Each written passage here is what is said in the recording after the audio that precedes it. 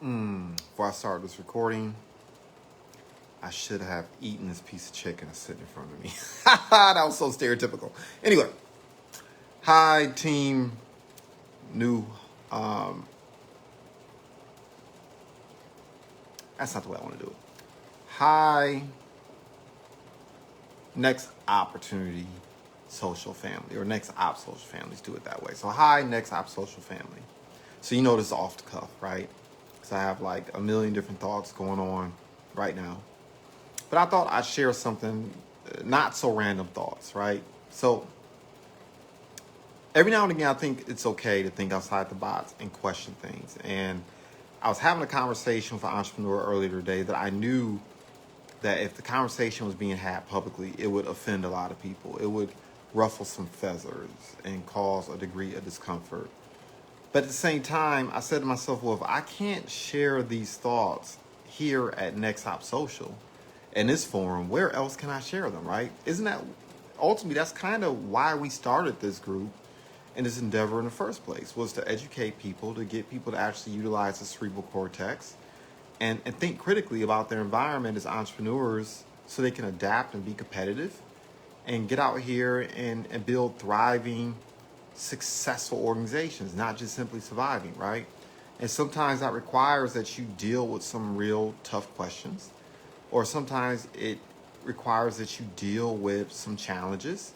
And a lot of times these topics are a little bit uncomfortable. So I walked by a gentleman today that, and this is what kind of sparked it. I walked by a gentleman today that I met, I feel like about 5 years ago. Was real popular, had things popping here in the city. Considered a quote unquote success story. Real haughty, real arrogant. I didn't like him.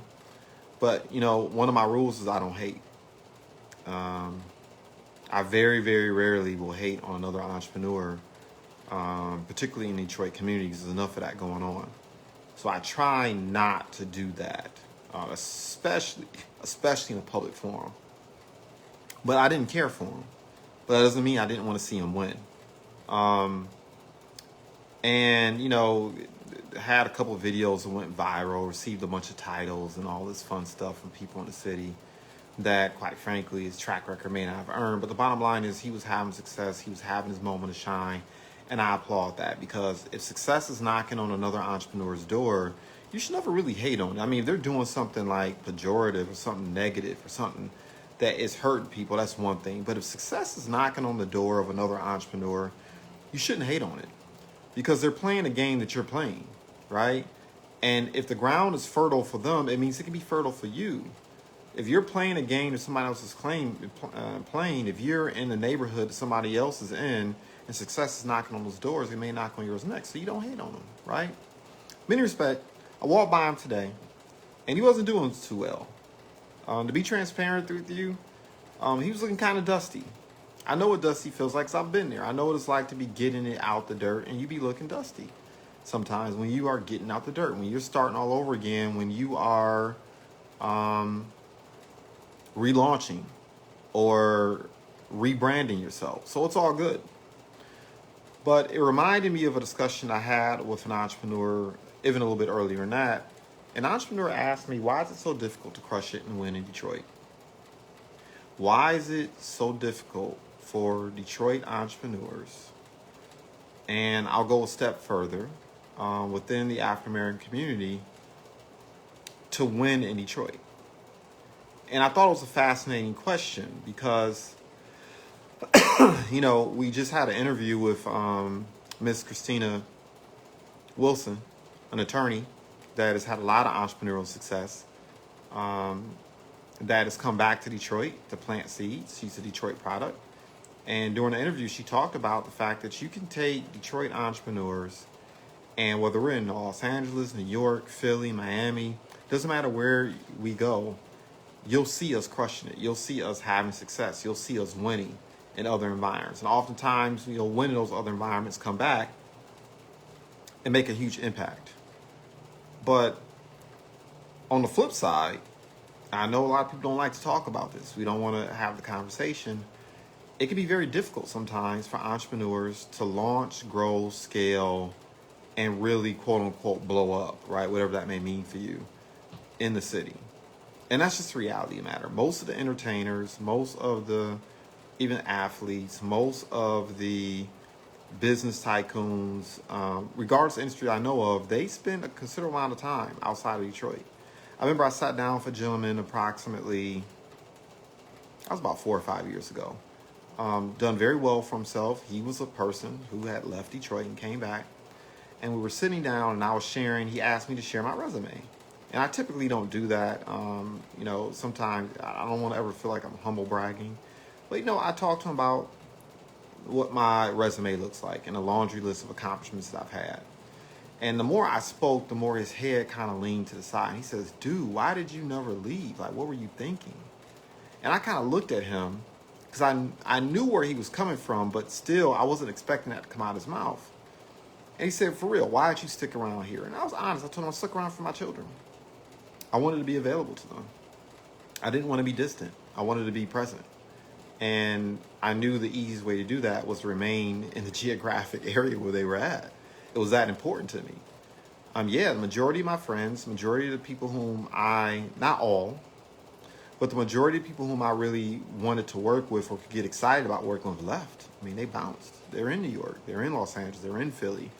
They're in Atlanta. They're in Miami. They're in Charlotte. They're in Dallas. They're in Houston, right? These other places. And they're crushing it. And there have been many a day where I thought to myself, man, I need to get the hell up out of here and join them. But, you know, I did what I did. I'm good with it. He says, you know, I can respect that.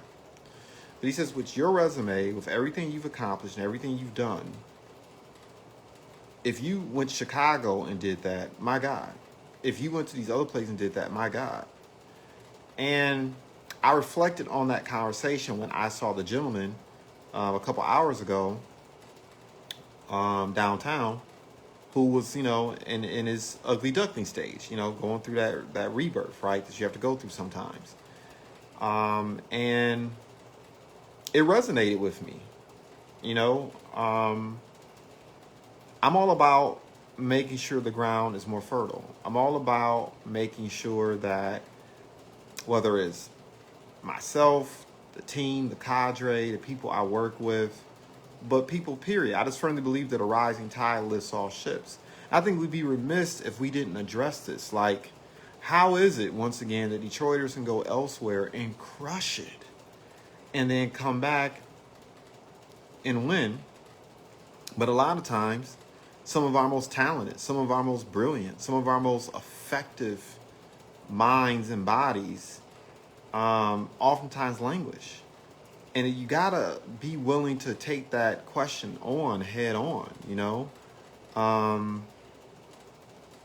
There's just certain institutions, there's certain business owners, there's certain personalities and establishments that should have more shine. That should be nationally recognized, if not internationally recognized. And it just doesn't happen. What is that really all about? And I think we'd be remiss if we didn't address that as a next op social family, right? Because that is part of our mission, to make the ground more fertile. Part of the reason why we share the testimonies, part of the reason why we share the stories, and we want people to say, if they can do it, you can too, right? That we try to take away as many excuses as possible. Okay, so you didn't come from the right family, you didn't come from the right zip code, you didn't have a certain skill set, you didn't have a certain talent, you weren't surrounded by certain things, but you can still get it in, you can still win, right? That's kind of part of the pathos of what it is that we do. And so I thought it was something that would be interesting to broach and bring up, and I'll be real curious to hear the responses. I really want to hear it, right? And I know I'm going to catch some flack about this, whatever. I think it's important to address this question. Because even if you believe that that's not true, if you think the premise that I'm sharing is not true, I don't have time to go into statistical data, but trust me, it's there. But let's say you wanted to go there and to be completely dismissive. It still begs the question, how can we make the ground more fertile here? How can we make it easier for individuals who desire to put in the work, who are actually doing something to benefit others, right? Benefit the community, make a positive impact, and who have the talent and the wherewithal to accomplish some phenomenal things, how do we make the ground more fertile for them? I think it's one of the most important questions we can answer as entrepreneurs, for ourselves and for everyone else around us. Because once again, if success is knocking on our doors or success is knocking on somebody else's door across the street, you get excited because it can be knocking on yours as well, right? The same factors that determine their success can be working on you too. So here are my thoughts after 10:55 p.m. And yes, I'm working again tonight. Celebrate success in advance. Good night for now.